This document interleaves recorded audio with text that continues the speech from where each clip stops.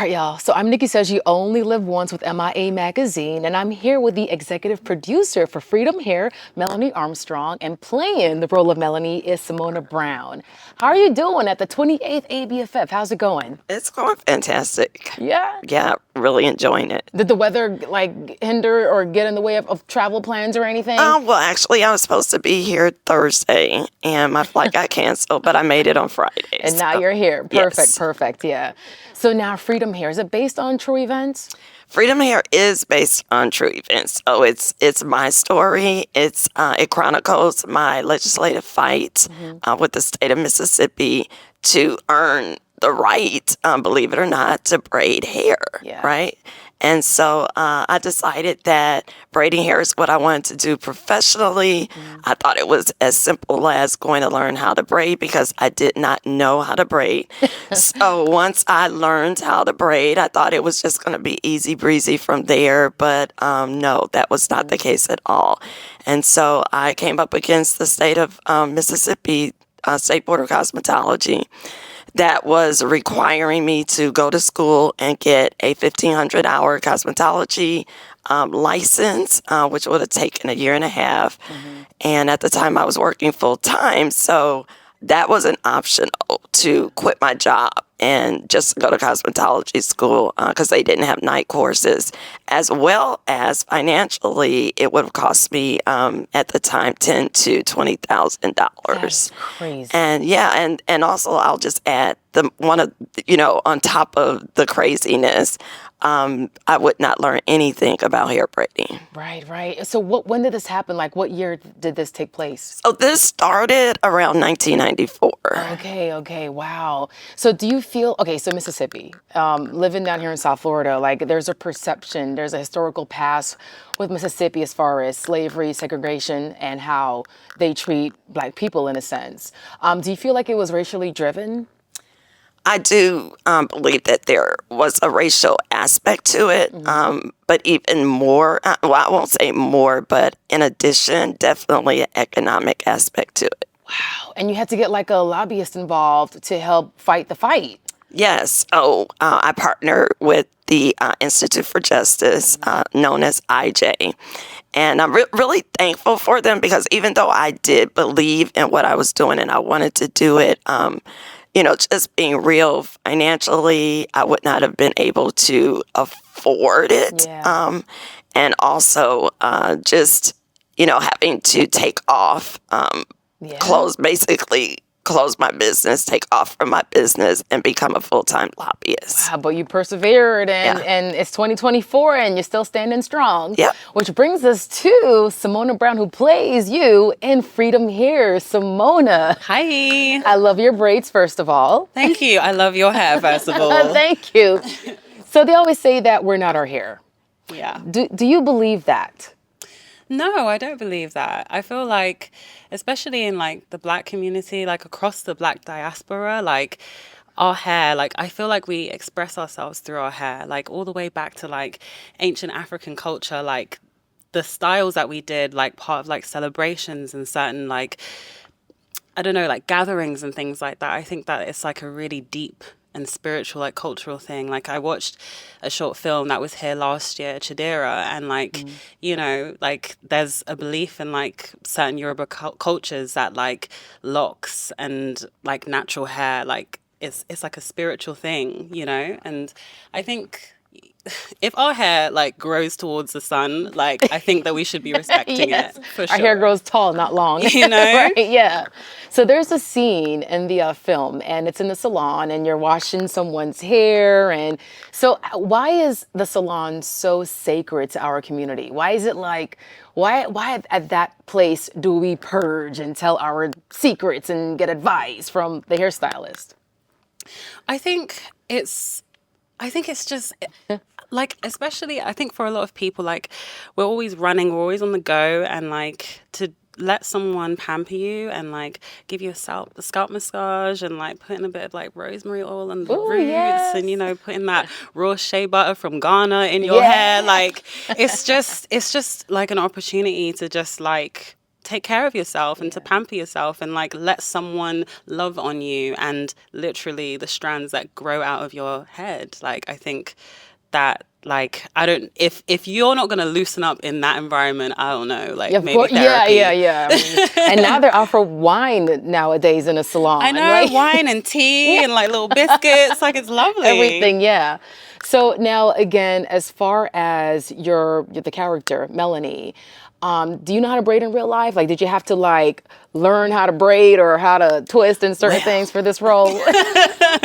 Well, no, I could not braid. I'm like, I was one of those girls that was just like, "Mummy, please help me." Always, like my whole life. Yeah, my mum's got strong arms because of it. And then, yeah, the film came and I was like, there's going to be a time when I'm going to need to do some cornrows and I'm going to make it work. So, yeah, Is I it like did a stun actually. double hand, like a stun No, okay. those were my hands. Like I practiced, and funnily enough, like it's been like nearly 2 years since we shot it. Like I actually did this style myself. Oh, it looks yes, good. yes. I had a trip to Jamaica coming up, and I was like, ooh, like of course I left it to the last minute, and I was like, I don't have my braiding lady, and then I was like, you know what? On this here day, Yes, I'm gonna do my hair myself, and I did not just like twist myself, and I don't think I would have done it like had I not like had to prove myself. Yeah, yeah. You did a good job. Yeah, thank you. So as far as when you were fighting the fight, did your customers know about it? Like, were they in it with you? Were they angry? Like, what were they doing when they heard about your story? Yes, absolutely. So I had support from my clients. There were many people who really didn't understand the fight. Some of them, believe it or not, thought it was about money. And I was thinking, really? Yeah. But this was, the more I talked about it, the more I talked about the reason I was doing it was because first of all, it was not right. Like, just think about it. The government was requiring that we have a license to do our own hair. Yeah. And how ridiculous was that? So I talked about it, and I think, knowledge is power. So the more my customers learned about it, the more they understood, and it made people furious. Yeah. And And there's also another layer. So doing hair is doing hair, but there's also the financial aspect of it. You have to be certified. You have to have a permit. So, like from the outside looking in, I have no idea how that part works, but I'm sure it's pretty complicated, and there's like a whole process behind the scenes in order to open up your salon and to get going. So, what is the ultimate message you want this film to leave behind? the ultimate message I want to leave behind is many times when you're your weakest, because I felt a lot of times I was at my weakest or at my lowest, but that's the time where strength really kicks in.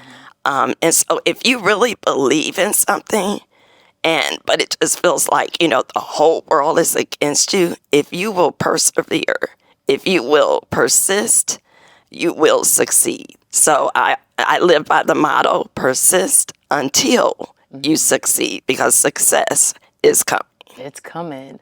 And Simona, there's a scene where you were walking with the books in your hand. It was raining, and then you bumped into this guy, and then he was helping you, and your hair was all wet and everything. And you asked him a question about hair. I forgot the question, but I think you said, like, do you like black hair or natural hair? Was that the question you had asked him? I think he's like your future. He turned out to be your boyfriend or husband eventually. Yeah, I think I asked him about the importance of natural hair. Yeah. Like, what does hair mean to you, kind of thing. And his answer kind of threw you off. And he just flirted with me instead. He didn't really answer the question. Yeah. He mentioned something about toes and something else. Cool. So how important is it for a woman's partner, boyfriend or husband to be supportive of her natural hair journey and to embrace wearing her crown publicly and not hide it all the time under wigs or braids and so forth? Like, how important is that part?